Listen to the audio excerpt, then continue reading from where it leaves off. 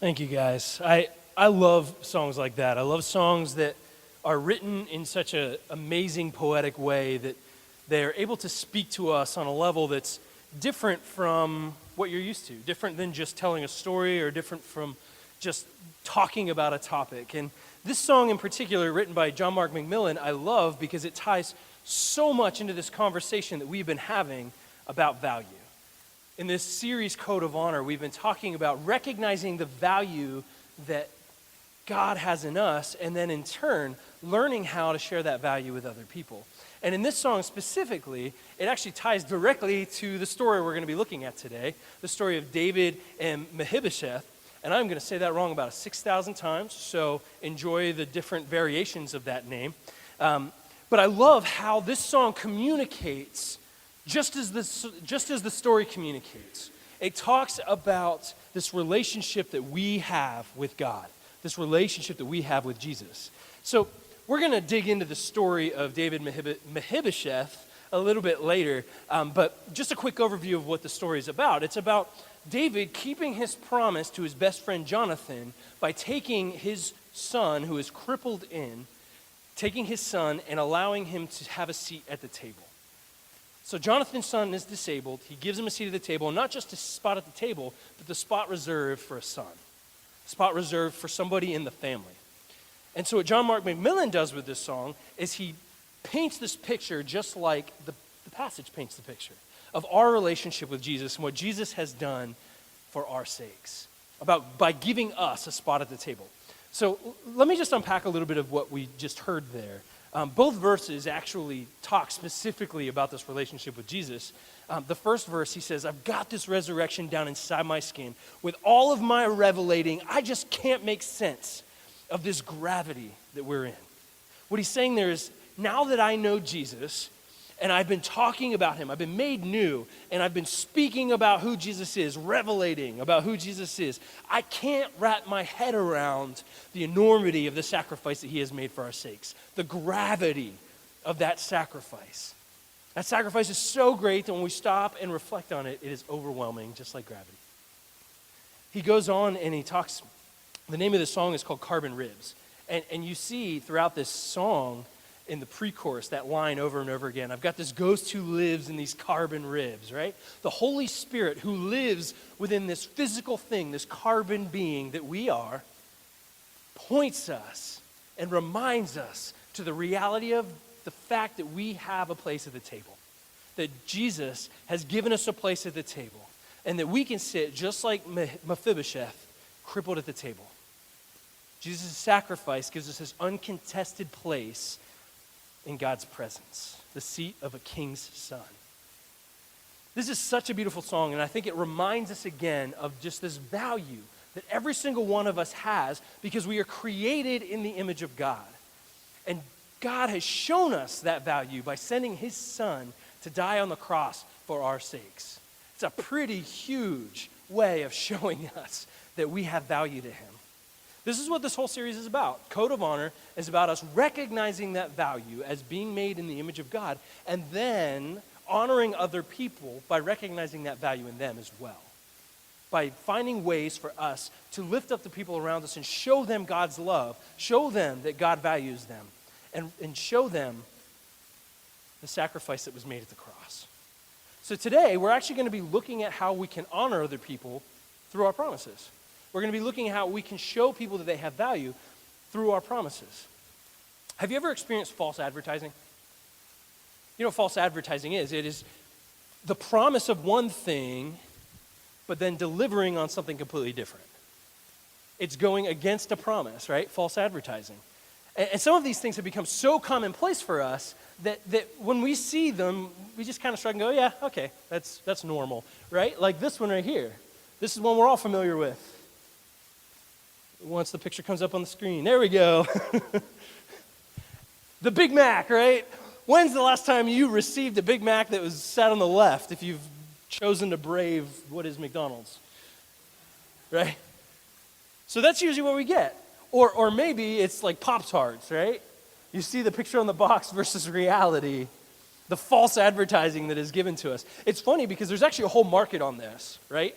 the food industry, as they present these pictures of food, especially restaurants and stuff, most of the time, the stuff that you're seeing isn't actually food.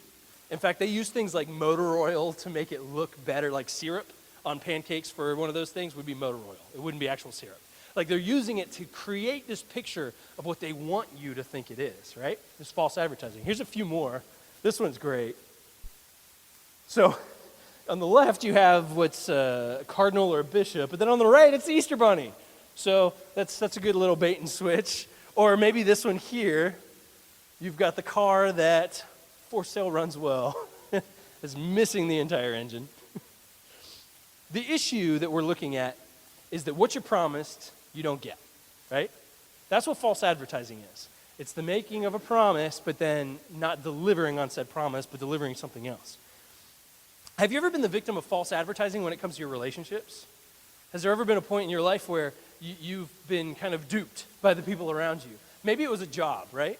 Maybe you went in for a job interview and they sold you on this amazing opportunity, this amazing job, and then you go in after you've been hired, and after about a week, you realize this is pretty terrible.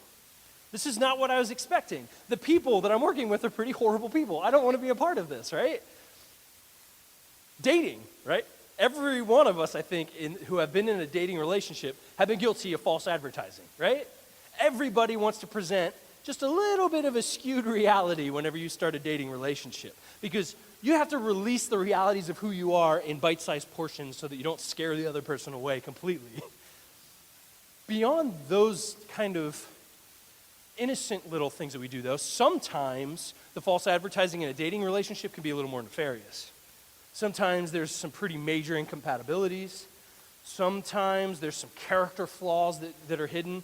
And oftentimes then in those circumstances, by the time they're actually brought to light, it's so late that it creates all this damage and destruction and hurt in people's lives. There are so many relationships where this false advertising can play out, right? With our friends, our coworkers, maybe our parents or our kids, sometimes other family members. And with all of these situations, when the veil of the false advertising is finally lifted, you cannot help but feel like you've been taken advantage of. You can't help but feel like you're the victim. You cannot help but feel like you've been devalued because you're not getting what was promised. I think we have a false advertising problem in our day-to-day lives. Everyone really struggles with this across our entire culture. See, so many people put out something fake, something that's inauthentic. And that includes us as Christians. We do this too. We all do this. We all create this mask or this projection in this attempt to either fit in or maybe to protect ourselves or maybe to make friends or sometimes maybe to succeed in whatever context we're in. But we all put this thing out there that isn't necessarily really who we are, right? We put up this mask, this projection. Isn't that why everyone loves social media? Because in social media, you can make this perfect image, this perfect snapshot of who you are, and you can throw it out there for everybody to see. That's why we like it so much. You control what people are allowed to see about you. Has anyone seen this trend called Instagram reality? So Instagram reality, basically what this is people are going out there and they're finding these pictures that are posted on Instagram that different influencers and people have put up, and then they happen to find another shot from either a different angle from the same picture, or maybe they've deconstructed all the editing that happened, and they show this horrible contrast. So in one picture, you have somebody that looks perfect. They look like the exact image of beauty that you would expect. And then the other picture turns out, maybe not so much. See, when you take away all of this Photoshop and the digital magic that occurs, you start to see that people edit their weight, they edit their complexion, their skin color, their bone structure. They will change so much about what they appear in order to seem to be perfect, or at least what their picture of perfect is. But the reality is it's not real at all. The thing that is put out there is fake. It's false advertising. Well, today we're going to be looking at how when we present these fake versions of ourselves, what we're actually doing is devaluing the people around us and devaluing ourselves, because we're actually going against a promise. This is false advertising. We're promising one thing, but in reality we're giving another. And see, participating in that form of false advertising is really the same as us breaking a promise or breaking our word, right? It's the same sort of thing. The thing that we are presenting, the thing that we are doing, the thing that we're saying is different from who we really are. Have you ever met someone who's notorious for this? Have you ever met somebody who's notorious for breaking their promises? Maybe it's somebody who continually cancels when they say they're going to do something with you. Maybe it's somebody who you start to catch on that they're maybe less than truthful most of the time, so you start to realize you can't trust them. You start to realize, and even in your head, you might be calling them a liar, right? Eventually, what you begin to realize is that when someone is living in that way, you start to realize they don't actually care about you. They don't value you as a person. They, in fact, make these promises more about lifting themselves up in those moments than they do in ever intending on walking them out and being a part of your life and caring for you and committed to you. But the flip side of that, when you meet somebody who's faithful, somebody who follows through with their promises, who are consistent, who work through that, who are authentic, you begin to realize that they care about you. You can see the value that they bring into the relationship, and they show you by being willing to commit themselves, their time to you. This morning is going to be a twofold conversation because we're going to be looking at how God values us. We're going to be looking briefly at that reality of where our value should come from, but then we're also going to talk about how we can learn how to honor other people, show them that they have value through our promises or through being authentic with people. So this morning, let's take a look at David and Mephibosheth to see an example of someone who shows other people value, that honors them by keeping their promises in a pretty big way. So this morning, we're looking at 2 Samuel 9, and we're actually quite a bit ahead of where we were last week when we were telling the story. So last week, for those of you who weren't here, and just a reminder for everybody else, last week we talked about David and Jonathan, right? We talked about this friendship, this BFF, this best friends forever experience, where both of them made this pact that we will always be friends with one another. We will always look out for each other, right? So from that time in the story, we've moved along quite a bit. Remember last week, David was sent into exile. He's running from King Saul. He doesn't want to be killed by King Saul. So he's on the run, he's hiding, and while all this is going on, Jonathan and King Saul eventually are killed. They're killed in a battle. Both of them die. And so David, who had been kind of gathering people just because of who he is and this notoriety he was gaining by being this great warrior, these people had been gathering around them, and they've been kind of bouncing from battle to battle, but they finally lift him up, and they make him king of Judah. So David is now king of Judah, but Saul's son has established himself as king over another chunk of Israel. So there's actually some conflict now that occurs between David and Saul's son, but then Saul's son is betrayed by some of his followers, and when he's betrayed, David assumes control of the entire kingdom. So David is now king of the entire kingdom, and at that point in time, he begins to remember this promise of friendship that he made to Jonathan. And so he starts to ask about Jonathan's family. He says, is anybody left from Jonathan's family? So is anyone left from Saul's family? This guy who's been trying to kill him, who sent him into exile for quite a while.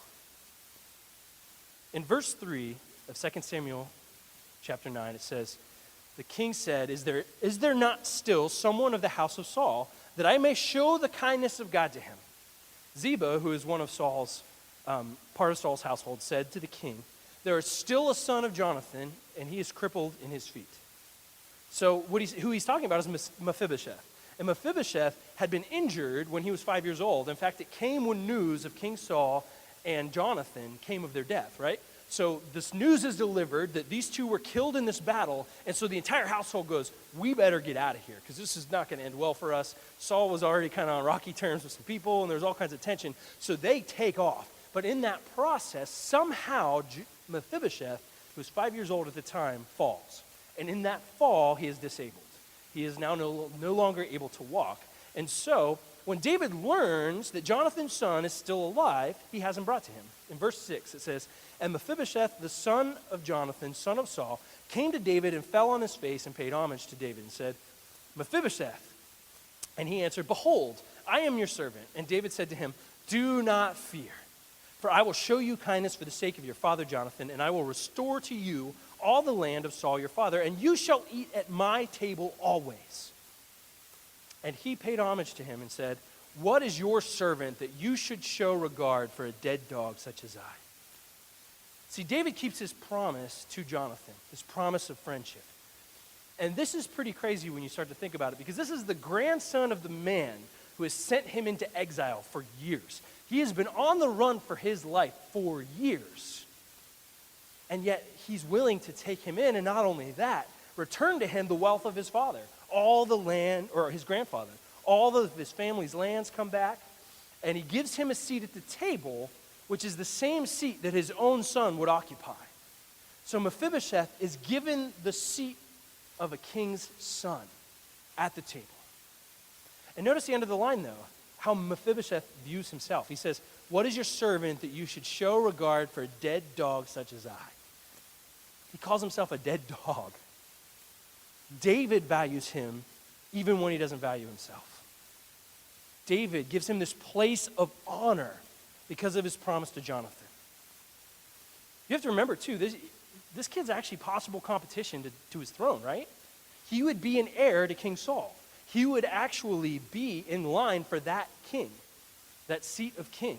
And so David isn't just giving his friend's son a seat at the table. He's actually forgiving one of his enemies. See, in that time, David would have been completely justified in wiping out Saul's entire family to get rid of any competition for the throne, any competition for being king. But instead, David gives this kid a seat of honor, this place that belongs to the son of the king. In verse 13, it says, so Mephibosheth lived in Jerusalem, for he ate always at the king's table. See, David shows us how we can value people when we keep our promises. David shows us, just as Mephibosheth's father Jonathan had, whenever we looked at it last week, that if we put other people before ourselves and honor our promises in those contexts, we can show them that they have value. Remember how I said earlier we were going to be looking at kind of a twofold aspect of this. We're going to be looking at God's value for us, and we're also going to be looking at how we can in turn then show other people that value with our promises and with our authenticity.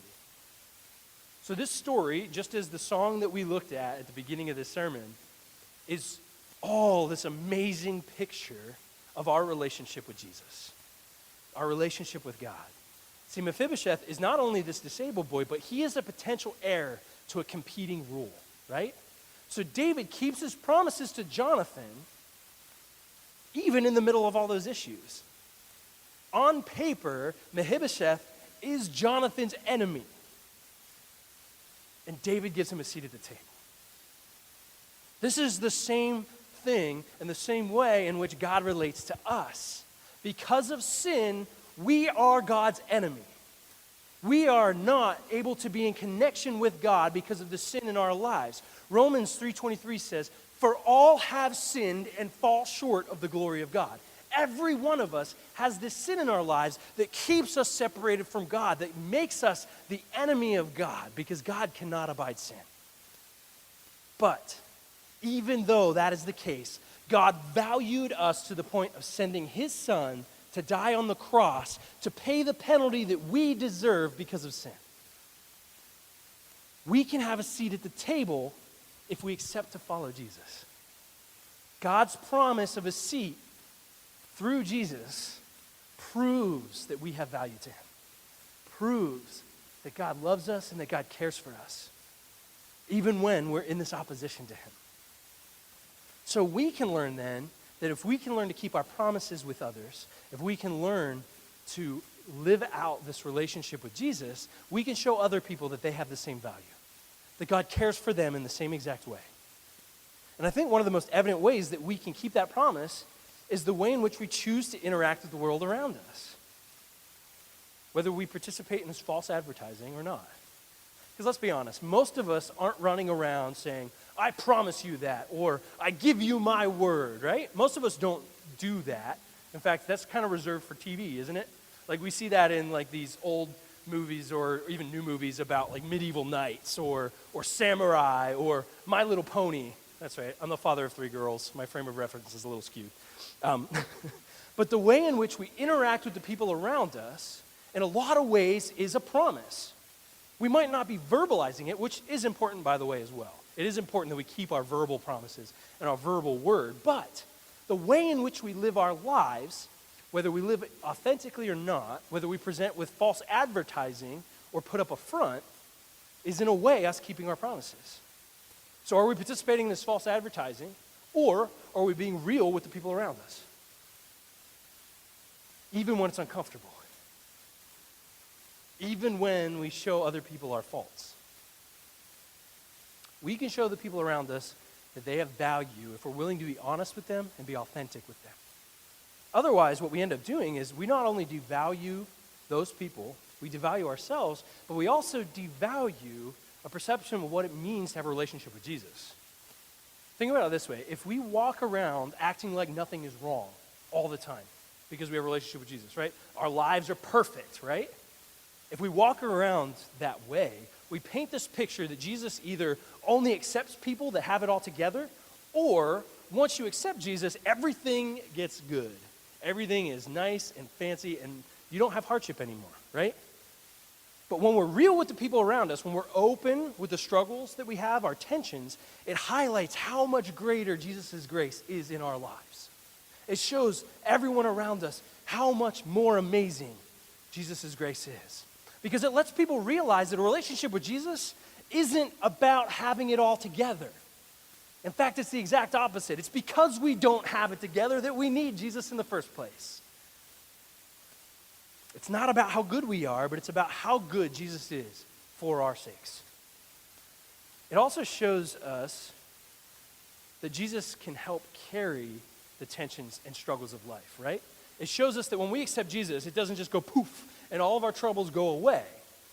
Instead, it can show people that the hope and the strength that comes from a relationship with Jesus can carry us through the hard stuff, can give us this outlet to be able to move through the hard things and become something more, and to do more of what God wants us to do in our lives. But when we're fake, it doesn't really give an honest representation of who Jesus is or what he's done in our lives. Man, I tell you what, I have a tremendous respect for the people who are able to step outside of the normal niceties of our day-to-day life and to be able to call this kind of stuff out, right? All of us have this exchange. In fact, I know I've been guilty of this all morning. Hey, how's it going? Good, and you?